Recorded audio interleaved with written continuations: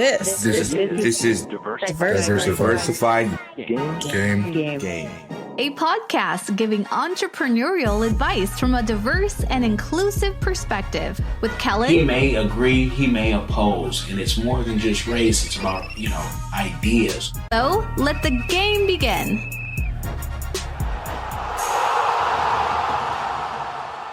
Hey, it's Kellen, and today on Diversified Game, I have Ryan Estes, owner, founder of Kitcaster.com, and he's going to give us the game on how he's helping those of you, whether you're new or old, just got to have the budget, you guys, to get better guests on your podcast and just how to expand your knowledge and, wealth. So, Ryan, welcome to the show. Please tell us what Kitcaster is all about.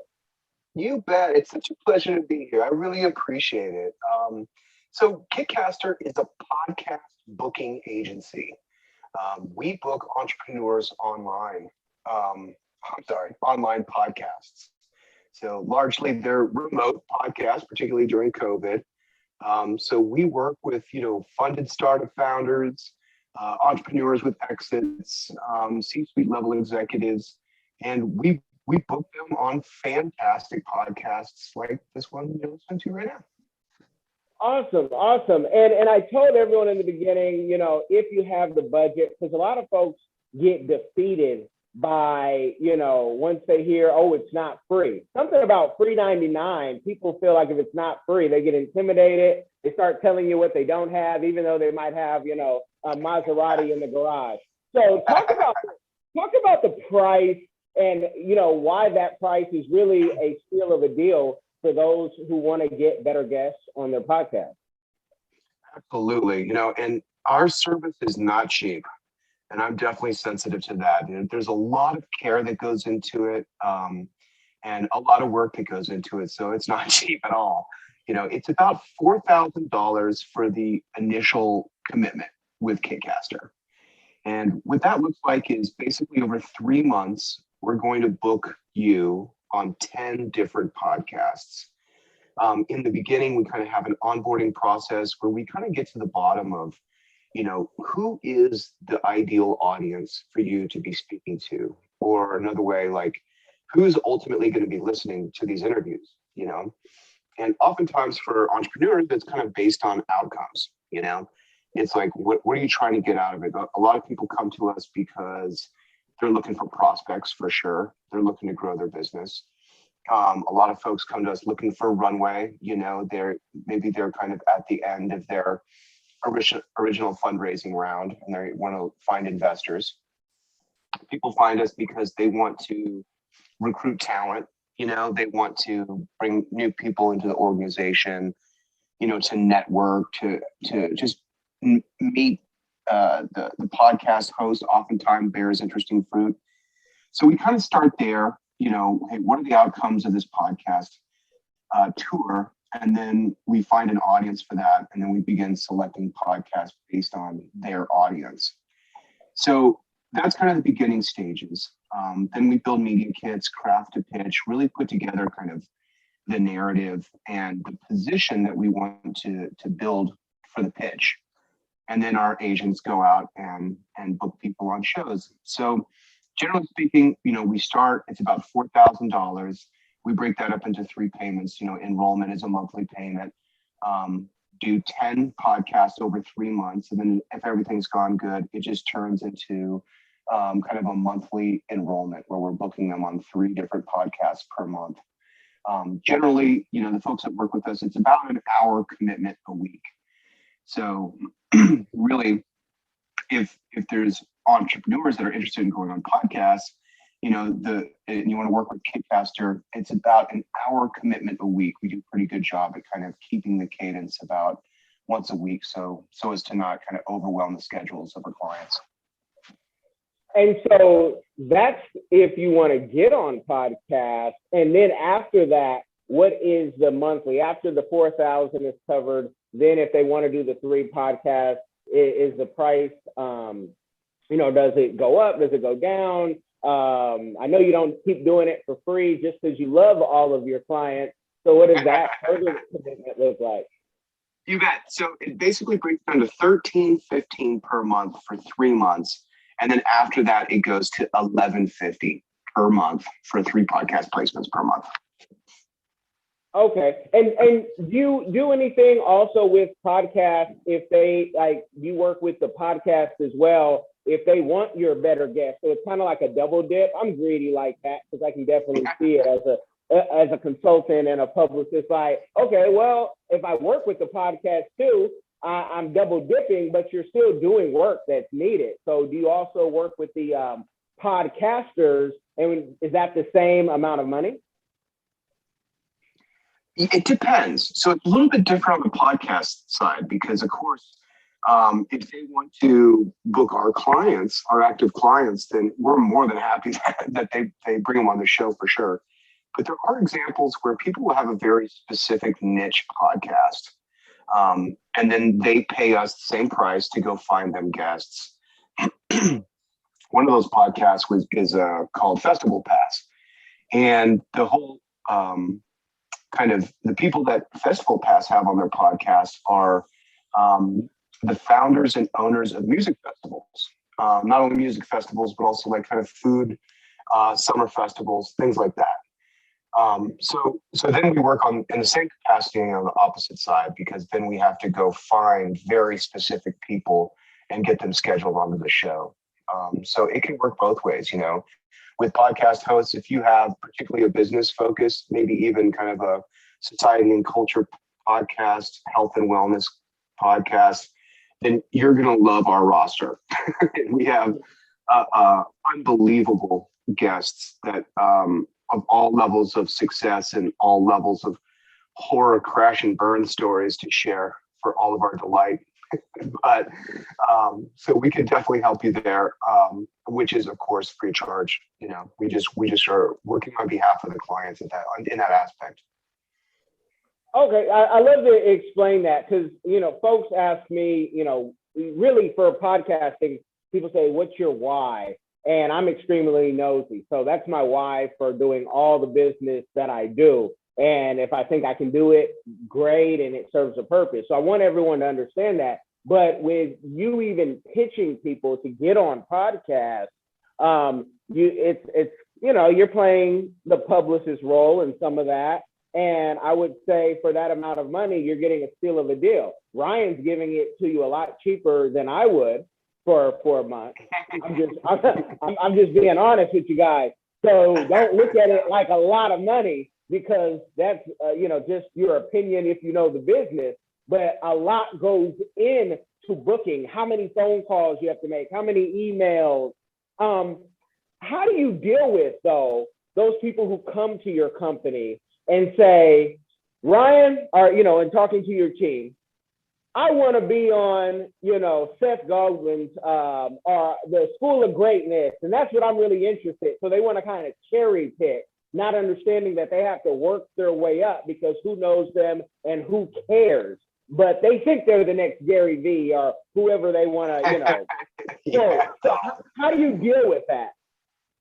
You know, it delicately, because, you know, you're dealing with people that want to be on podcasts and they're kind of feeling themselves, and that's great. It's a great place for them. So, you know, kind of the way you put it is a great way to think about it. You know, the Seth Godin, Gary Vee, Joe Rogan, if you make enough noise and they're interested, they'll find you. And that's basically how you get on those 3 particular shows. You know, if you're looking at the top 5 podcasts in the world, where it's just a little bit a different beast. You know, what's interesting is we work largely out of kind of Apple Podcasts top 100 shows. And that means that 99 of those shows, our clients have never even heard of them before. So we do a lot of preparation on the front end, you know, talking about like, okay, you know, Joe Rogan might be awesome to go on if you want to, you know, smoke DMT and talk about aliens, you know, but does that really align with the outcomes you're looking for? You know, maybe it does, and we'll go for it. We'll definitely pitch to Rogan, and we'll try and get in front of absolutely anybody.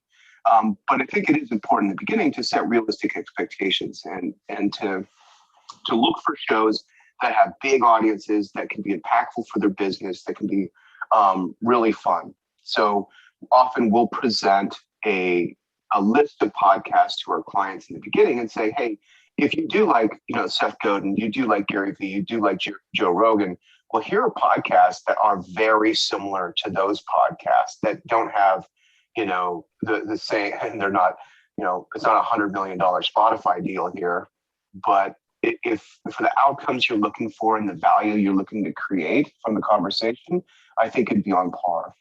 So I think people are very receptive to that, because even if you want to go on Oprah's podcast, it's like, are you sure you're ready for your first podcast to be Oprah? Wouldn't it be better if your 50th podcast was on Oprah?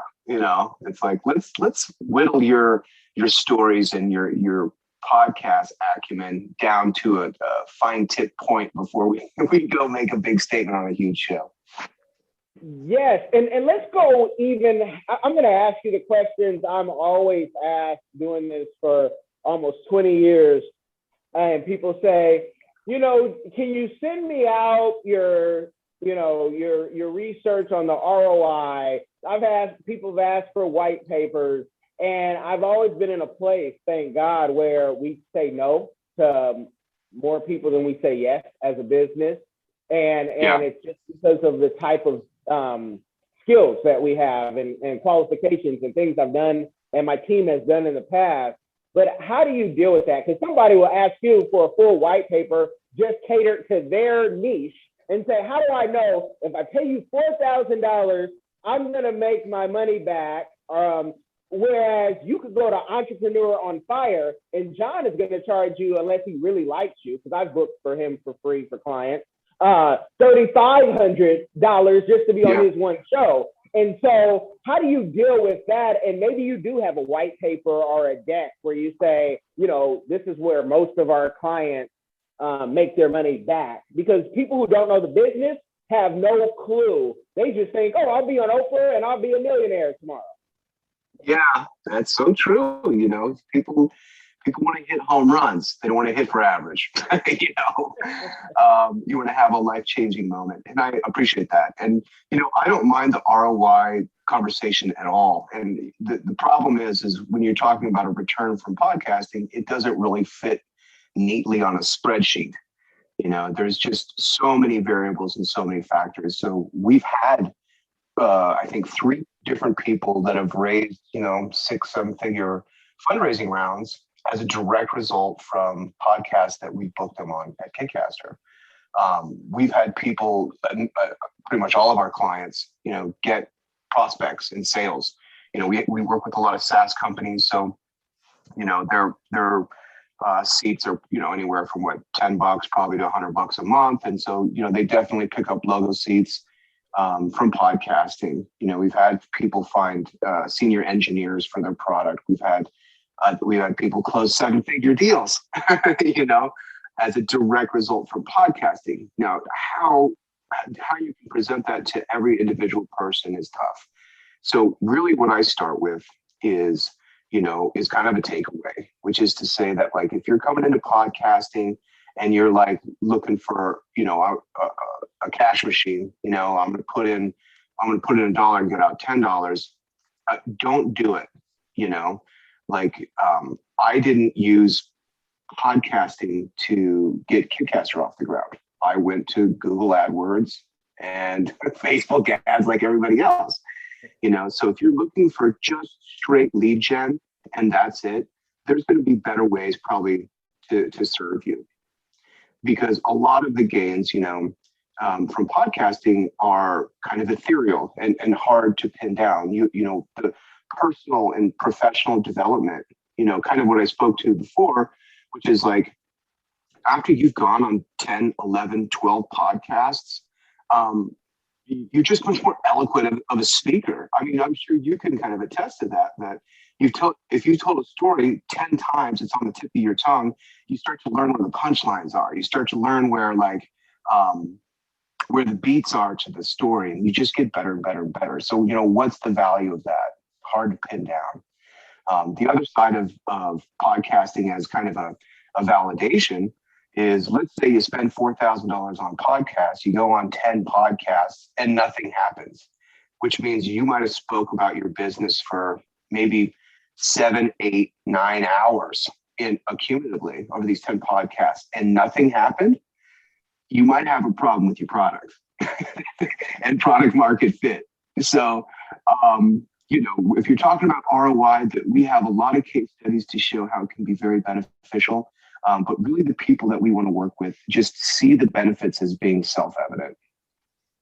I love that. And with getting them booked on the shows, do you do any media training before they go? Because you could put them on the Joe Rogans, the Oprahs. And if you don't know what to say and how to talk about your product, no one cares. It's like going on Shark Tank.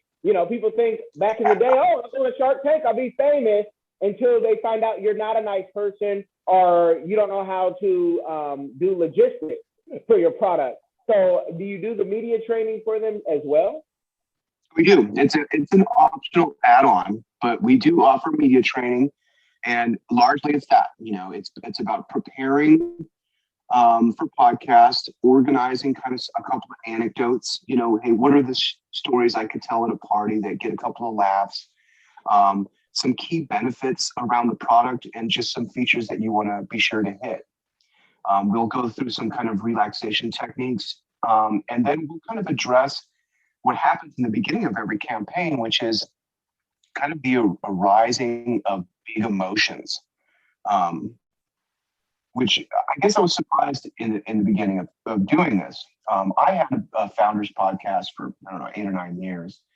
Absolutely loved it. I think I interviewed 300 people, had a great time doing it. And so I felt like, oh, okay. I kind of know the drill with this podcasting stuff. And then what we were running into early on with our clients, the first couple of weeks being kind of rocky, of people being like, oh, I don't think this podcast is a good fit. It's too big for me. Or I don't think this podcast is a good fit because it doesn't have as many reviews, or I looked at their other guests and their other guests are really good. I don't know. And both sides of the spectrum, whether the show was too good or they were too good, what I just noticed is that a lot of big emotion comes up. And I couldn't really understand why until I had my team started to book me on other people's podcasts. And then I got it because I did the same thing. There's something about, one, when you start, we build you a media kit, and so you really have to put out, hey, here's the topics I want to talk about. Here's the questions I want to be asked. Here's who I am in about 200 words. Here's a picture of me. Oh my God, it's horrible. You're going through this media kit process, and it's really challenging because you're looking at yourself objectively, and I don't know, that could be challenging. And then immediately you're getting booked on shows, and you have to assess the show. So you're looking at it, who are these guests? What is this show about? Like, oh my God, do I have any business going on this podcast? I don't know what I'm talking about. What's my business anyway? All these strong, big emotions come up. So really what we do on the media training is just talk about that happening, because it's almost automatic that it's going to happen, and allowing space for that to take place, because that's totally fine and totally normal. It's not something to squelch down. It's like, yeah, this big emotion is going to come up for good reason. You're put on the spot. You're going to have to talk about what you're into. But just rely on the fact of your preparation and your passion for what you do, that it's going to be able to pull you through.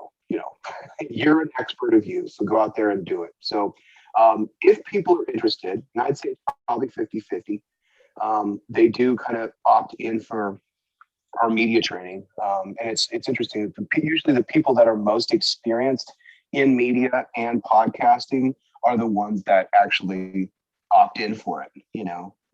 They're already really well prepared, but they decide, it's like, hey, well, why not? Let's see if we can get the best out of this. What type of growth have you seen since, COVID? Because we saw, it was like me and Peter Diamandis because I have the book and I love all his books. It's like, it's finally here. The future is faster than you think. Everybody's on Zoom. We don't have to go pay for $30 parking in these big cities. I was in Seattle at the time. everything is booming online. People want to, everyone wants to be on a podcast or create a podcast. What type of explosion did you see? It happened for us very quickly. So Kitcaster officially launched in September of 2019. We had probably 6 months before that, my co-founder Brandy and I were kind of validating the product, kind of completing a couple pilot programs to make sure we had something. In September, we tied a bow on it and launched the thing. So, at that point, there was 3 of us. We hired another guy. And my original business, which was a media and marketing business that my wife and I run and operate, I was basically planning that March of 2020 that I'd kind of make the transition into Kitcaster full-time. My wife would take the reins of the media marketing agency full-time. Well, of course, quarantine hits March, April of 2020, and our media and marketing business is just gutted. We were pretty heavily leveraged in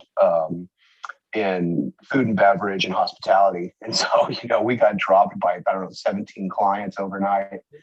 And so, I had planned on making the switch over to Kitcaster, pardon me, voluntarily, but it became kind of involuntary. It's like, okay, well, now this is what you're doing. And so, a year ago, when it's April 2021 now, a year ago, everyone's looking at the future like, oh my God. On one hand, you're like, okay, 2 weeks, we'll all be inside, this will blow over, we'll be fine. Or the other side is like, maybe this is some kind of zombie seed and we're all gonna like give birth to zombies and this is the end of the world. I was vacillating between both scenarios. So there's 3-4 of us. I'm like, okay, we're doing this Kitcaster thing. Well, flash forward a year, we had a very good year. We grew 465% when I looked at numbers last, and year-over-year numbers in February. And our team we're hiring our 16th person to the team. So we've been on a pretty aggressive growth trajectory, hiring probably 2 or 3 people a month over the last year and kind of double-digit percentage month-over-month growth.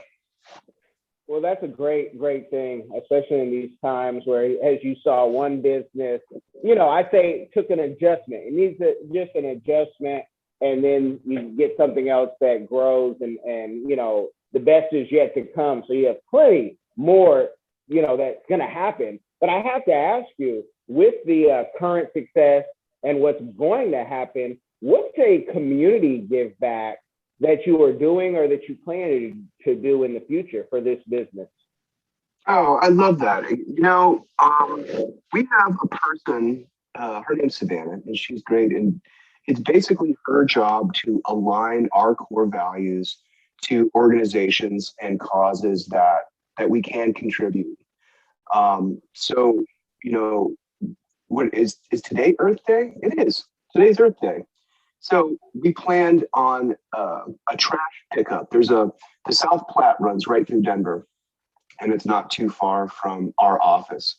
And we actually had, we were going to go down to the Platte, kind of not an organized official event by any means, but I like to go fishing down there sometimes. And it's disgusting to me if there's like big gold cups and trash bags. So we were going to go down there and just pick up the river a little bit. Now today it's a little snowy, so we're going to wait. We're going to punish Mother Earth on Earth Day for giving us this late snow by not picking up trash, and then go back to next week. I'm just kidding.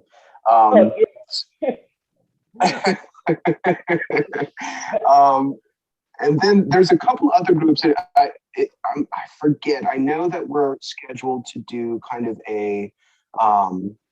it's kind of a soup kitchen, where the team's going to go and do meal prep and prep out lunches, and then another team goes and delivers them. I'm a big fan of Volunteers for America, and work with them with my family a lot. So, right now we're just in the process of kind of figuring out which organizations we want to kind of dedicate time to. And and give back in that way, because I think that's really important for our whole team, and just a kind of a thread that holds us together. Another big way that I personally have given back is in form of mentorship. There's a great program here in Denver called the Rocky Mountain Rocky Mountain Microfinance Institute. A bit of a mouthful, but they do microfinance loans and coaching for burgeoning entrepreneurs. So working as a finance and business coach for them is something I've really enjoyed, because, I think we could all benefit from going back in time and helping out ourselves, particularly as an entrepreneur, come up a little bit faster. So I'm able to do that with those guys, and really excited about kind of continuing that once everything opens up again. Now, with that mentorship of, new entrepreneurs, have you looked into like maybe creating a incubator or a angel fund, venture fund, to say, you know what, I want to help you guys, but also with you guys making more money, let me jump on for some advisory shares so we make sure you don't get ripped off? Because what good is it to help you build up just for you to see the vultures? You don't see the vultures coming, and they swoop you up and take your baby off. So could that be in the play? There's definitely something like that in my future. The one kind of place that I think I would really like to be is there's kind of a new, what are they calling it? Like a startup platform. Now what is it? It's where startups go to die. It's really what it is. So basically it's an incubator, only before you really even start creating the product, a team of people will basically just try and kill your business before it's even started, with the idea that, as entrepreneur, you're out here, launching ideas into the world, and if 1 out of 10 are worth a hill of beans, then you've done pretty good. So the idea is to kill off those 9 as fast as possible, so that you can get to that jewel, and okay, it's called a startup studio, is kind of what these are being labeled as. And I think that would complement kind of what I really like in a business, which is that validation process, which is that big emotional place of facing the fact that nobody likes your business and it's not going to be successful, and you have to wrestle internally and change and pivot. What was the word you used? It wasn't that a business died. You had a great word. Well, the vultures is what I had. I don't know. The vultures grabbing it. Yeah. I see so many people giving their ideas away just for status or money, and it's like, wait, but you have folks that do care, but they may not have the money. Like Tim Ferriss talked about in his new book, Tools of Titans. I'm going to come in as advisory shares, but I don't have to spend money because my brain is my network and my net worth. So, but somebody say, hey, I'll give you $100,000.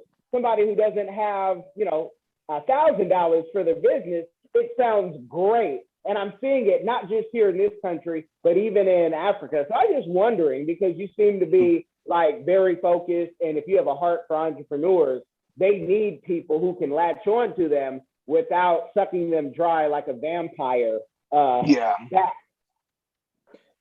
absolutely. And, that's definitely in my future. I love entrepreneurs, and the ups and downs and all of that. So I think I'll find a place where I'll be most beneficial with my skill set.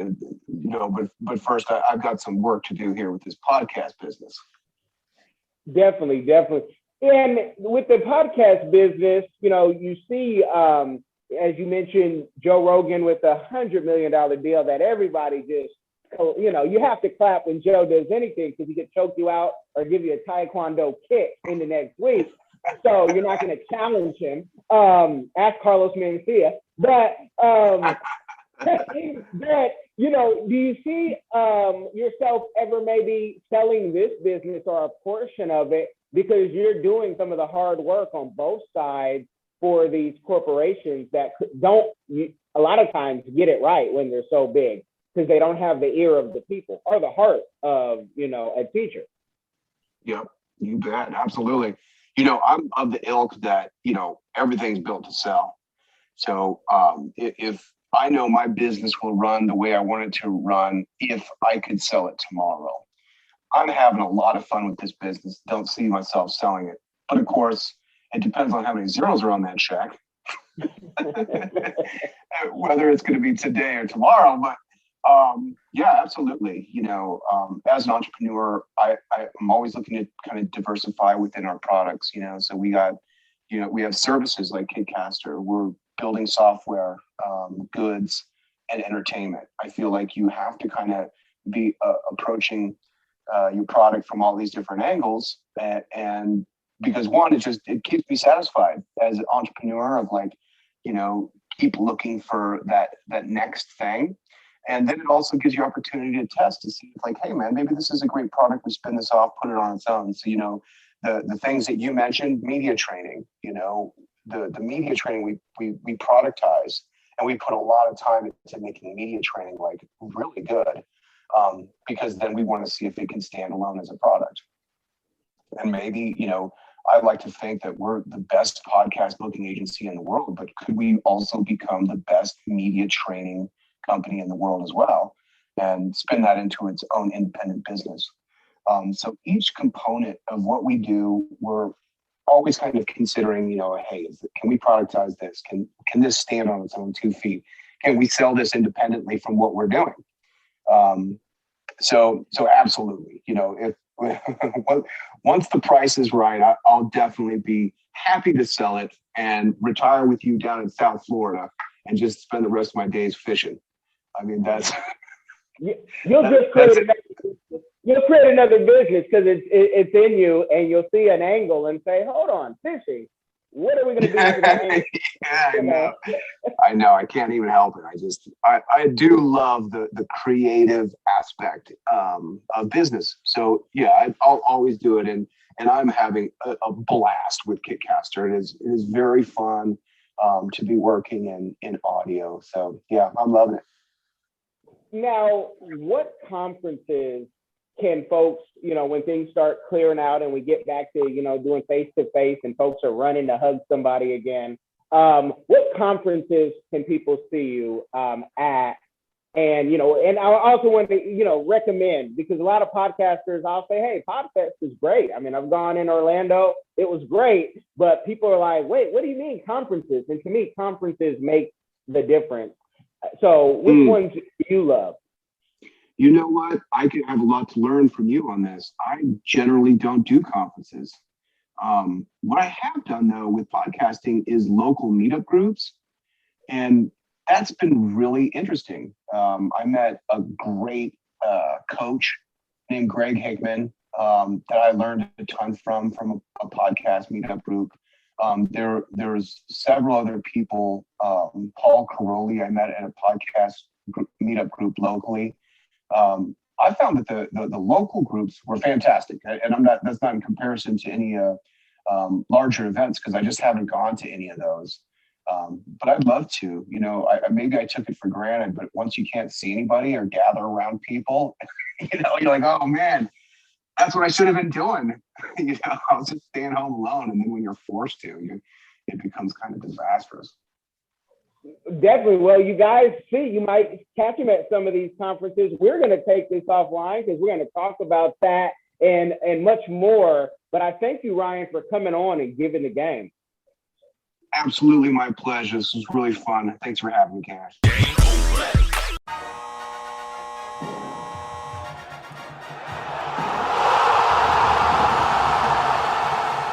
Thanks for getting in the game and listening to the Diversified Game Podcast with Kellen, the #1 show pairing entrepreneurship with diverse and inclusive perspectives like wine and cheese, bagel and lox, fish and grits. Be sure to visit diversifiedgame.com for all the good stuff. Join in the conversation and discover more content.